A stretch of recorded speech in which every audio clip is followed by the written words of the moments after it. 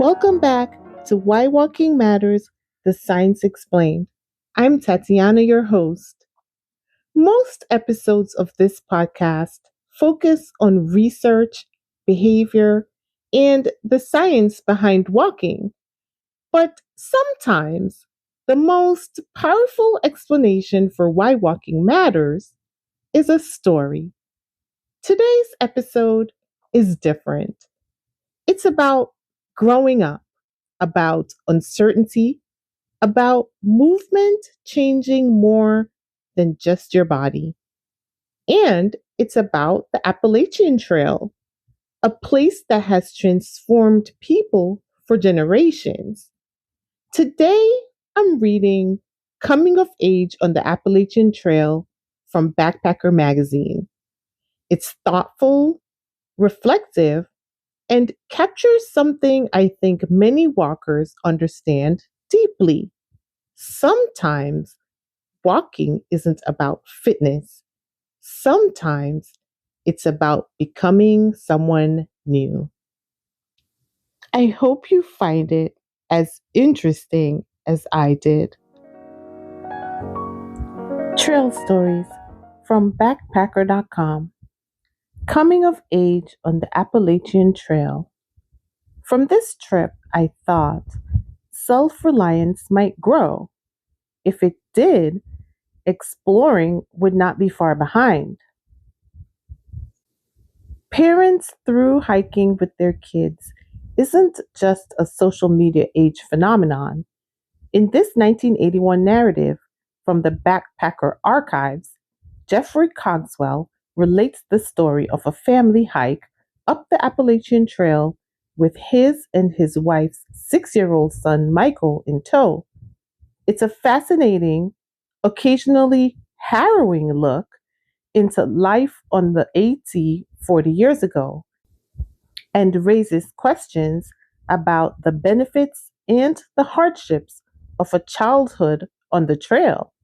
Adam Roy, Editor in Chief. What would you think of hiking the Appalachian Trail? I asked Rena. On her face appeared the same expression I had seen several years before when I told her I wanted to sail a homemade Polynesian canoe across the Pacific Ocean. It's been done, she observed, but I was ready for that. Not by anyone like Michael. Her expression slipped a notch. Michael? Sure, why not?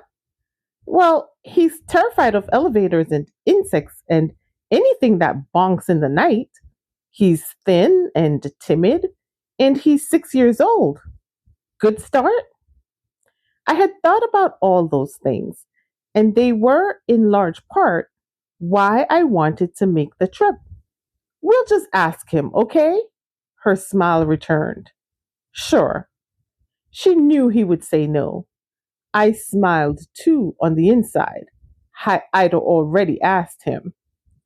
The idea became a plan, then a project, and I was delighted.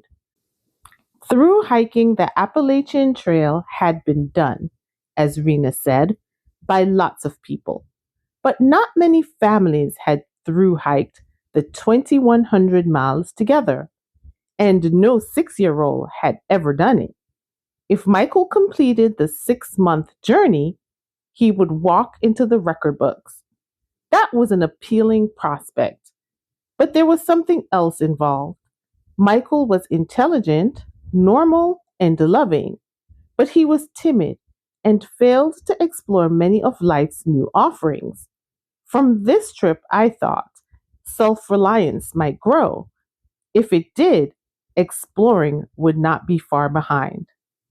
So our long walk took shape, formed most strongly by my own enthusiasm, and aided by the mind shriveling heat of the Miami summer. By the time the spring approached, we were counting days on the calendar. I have not mentioned thus far that none of us had ever backpacked. At the time, I did not see that as a major obstacle. We read some backpacking books and the methodology seemed obvious. How hard, after all, could walking be? We learned the answer to that question quickly.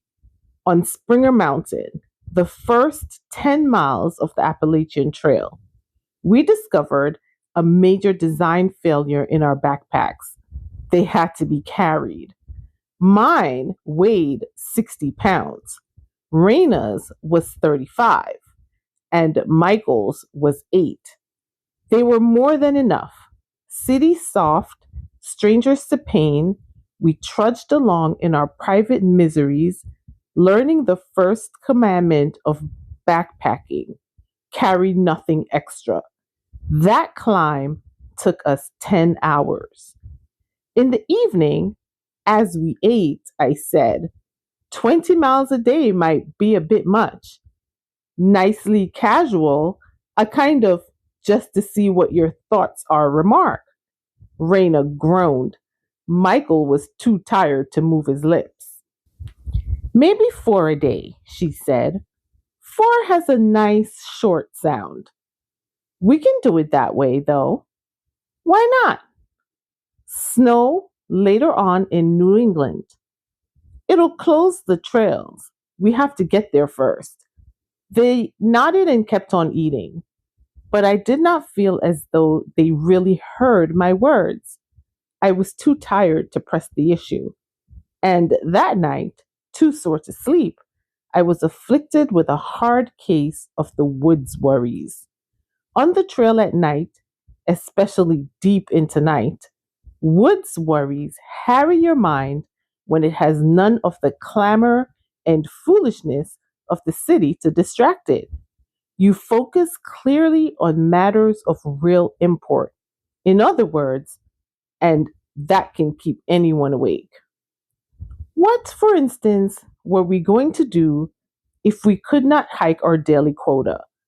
What was I going to do with Michael, who in one day had elevated whining to a new level of artistic expression? What could I do for Rena, who suffered magnificently in silence? How on earth were we going to cover the 2,000 remaining miles of rugged trail?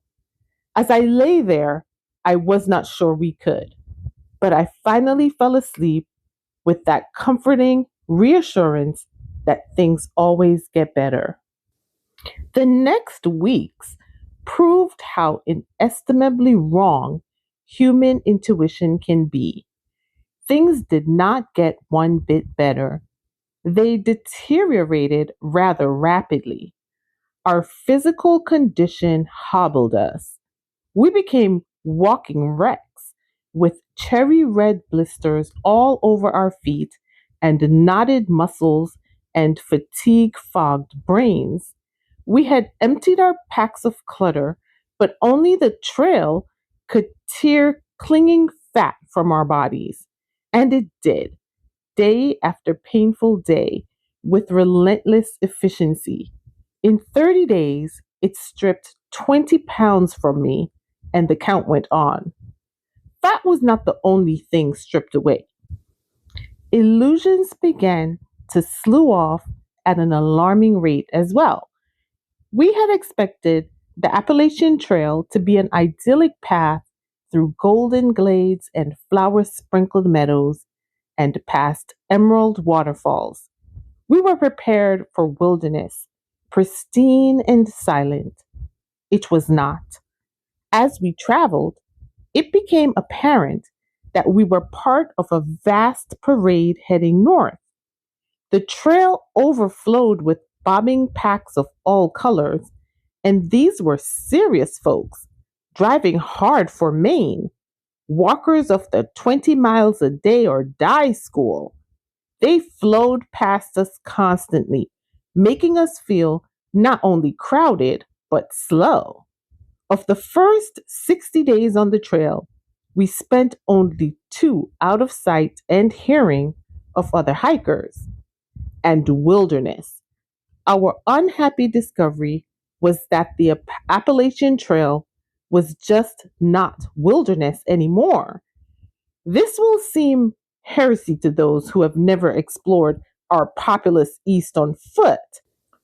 But simple pressure of human numbers has made the forests busy. The trail crosses roads and constantly runs near towns, and you can almost always hear the growls of civilization. We kept going, but these things bore down on us as heavily in their own ways as the sheer fatigue of pushing day after day up to and beyond the limits of physical endurance. There was little fun. We would rise before dawn, eat hastily while the sun rose, pack up pots and gear, and head off for as many miles as we could hope to make. At day's end, we camped and ate, too numb to taste the food or talk much about the things we had seen. It was hard labor, and none of us liked it much. We would probably have been able to endure it, the physical part, but for the boar and the rattlesnake. The boar first. We had settled into the Spence shelter in North Carolina to wait out an early spring snowstorm. Michael grew restless and went out for firewood. Minutes later, a blood chilling scream cut the snow. Certain that some ultimate trail horror had befallen him, we rushed from the shelter. He was standing in a clearing not far away. His eyes were squeezed shut, and he was still screaming. 3 yards from him, a wild boar, unquestionably one of nature's great uglies, was scratching its rump on a log and watching Michael. We froze. Neither of us had weapons, and we did not want to startle the boar. But the encounter obviously shook it less than Michael. Moments later, it ambled away, intent on its own boar business. Back in camp, I tried to explain, in best calm father tones, how the warty thing was just wild pork chops on the hoof. I wanted a small laugh for my line, but there were only sniffles. That day, we made few miles, and not many more the next. The experience had obviously unnerved Michael, and his fear was not easily dispelled. It carried over into his walking and made him agonizingly slow wherever the slightest hazard presented itself. Still, it might have been all right except for the rattlesnake. We were walking near Hot Springs, North Carolina, and surprised a 4-foot timber rattler sunning itself across the narrow trail. Both Michael and Raina stepped right over it without seeing it. I came along third in line and spotted it just in time because it looked tired of having heavy boots whiz by its delicate head. I could not blame it for that and gave it a wide berth. We walked away from the snake, but we could not walk away from the residual uneasiness such an encounter leaves. We had heard the unpleasant buzz of disaster. Although rattlesnake bites rarely kill adults, they can be fatal to children. No one said anything. No one had to. And after that, we walked with a new unwelcome companion, fear. It came to seem as though a design worked against us. Still in North Carolina, we were crossing Round Bald near Elk Park. A thunderstorm caught us on top of the Bald Mountain. It was so fierce that we couldn't hear each other speak. Lightning struck all around us, and we could feel the shock through solid rock. We could not run because the footing was so slick. There was, as they say, nowhere to hide. It was an unsettling experience, and on top of the recent close calls, particularly ill timed. After that, our mileage began to slip, and whatever fears I harbored about Maine snow quickly disappeared, replaced by new ones. We were falling farther and farther behind schedule. Michael was sullen, Raina was suffering. The days were lengthening, which meant more time for walking, and fear for our schedule made us irritable rather than fast. Without really saying it aloud, we all began to believe that the trail had failed us. Too many days went by like that, and I began to feel less humorously inclined toward the woods worries. They were cutting into my sleep, which was bad, but they were doing something worse as well, whispering to me that we might not finish this walk. I did not like that, and after one particularly long day, decided it was time to be done with it. Around the dirty dinner pots, as evening chill nibbled at us, I said, "So, how are we doing?" They knew it should be better, and they knew that I knew it. Michael, in particular, showed the hurt because he knew the question was aimed at him. His boots were falling off his feet, his pants were tattered, his legs hurt, and his face showed the signs of impending breakdown. I resented that. On the trail, I had begun to feel as though we were towing Michael behind us like one of those wave bounced dinghies you see astern of sailboats. The effort was a strain for him as well as for us. "We're doing all right," Michael said without enthusiasm. "We're way behind schedule." I know, it was not easy. His face took on that peculiar, milky quality that precedes tears, and Rena, too, seemed about to cry. I felt cruel enough as it was, for having dragged them over rocky mountains, through storms and freezes, and 15-mile days. But the trail had worked its way inside me, and I hated the thought of quitting. Yet the terrible strain of all the miles covered and the weight of miles as yet unwalked was undoing us. I could see it in their faces, and I knew they could see it in mine.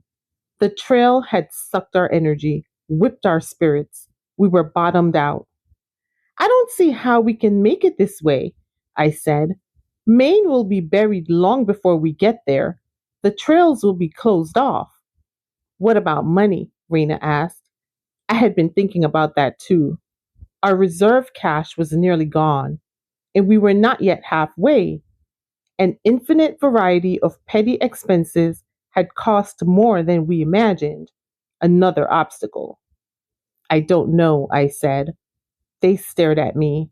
Raina through her tears, and Michael with an odd expression I had not seen before. "So?" I said and waited. Michael sniffed, and his eyes glistened. The pain of hundreds of miles of hard trail began to work through his face. It was not pleasant to watch, but it was fascinating, like a film sequence where makeup artists add years and years to a youthful actor's face. "You can't stop," Michael said in the strangest voice, almost commanding. What? I wasn't sure I'd heard him correctly. Raina too was staring at him. "I said you can't stop." His intensity was shocking. There was fierce protest in his voice. Neither of us had expected it, but we knew what he felt, and I understood. He wanted to be a 2,000 miler. He had come far enough to know what the trail demanded in return for its prize, and now he was demanding the chance to pay its price. "You want to keep going?" I asked him. "We have to walk faster. We won't be able to help you or wait for you. If you can't keep up, you'll have to catch a Miami bus." It was blunt, but there was no time for delicacy. "You walk as fast as you want," he said, and that was that. He was speaking for all of us and telling us how it would be. "All right," I said. Michael, fighting for an ideal we had lost, had made the decision for us, and in so doing, had pushed us all over an important threshold. In that singular moment, we became three adventurers, not just two parents with a child. We had learned perhaps the hardest lesson of all about the outdoors, that adventure has many faces and not all of them are pleasant to behold. We moved on and walked into spring. Entire mountainsides erupted with color: red trillium, violets, purple ironweed, white locust, dogwood, bloodroot. Trees shot out clouds of leaves, and animals appeared in droves: nesting juncos, squirrels, browsing deer, night rustling raccoons. Quitting was never again a serious consideration. We encountered obstacles: 70 miles per hour winds and minus 50-degree temperatures on Mount Washington, for instance, but were always able to see beyond them. The walk finally took us 8 months, and we finished 3 days before Christmas. But of course, we were not really finished. It is never as simple as that. Things had changed and would never be the same. I was 50 pounds lighter. Raina was tan and slender, nearly beautiful. Michael lost not a pound the entire trip, but he was hard and fit. And his reward was even greater. It was captured best, perhaps in a conversation with an official of the Appalachian Trail Conference in his offices after our through hike was over. "What did you learn from the trip?" he was asked. He thought nearly 5 minutes before answering. "I learned," he said, "that anytime I can't do something, all I have to do is try harder." Precious knowledge, hard won by a 6-year-old man. That was Coming of Age on the Appalachian Trail from Backpacker Magazine. One thing I love about stories like this is that they remind us walking is rarely just physical. A long walk can become a reset, a transition, a way of understanding yourself differently. And while most of us may never through hike the Appalachian Trail, I think the deeper feeling is familiar. That sense that movement creates clarity, that walking changes the pace of thought, and that sometimes the simple act of continuing forward changes you.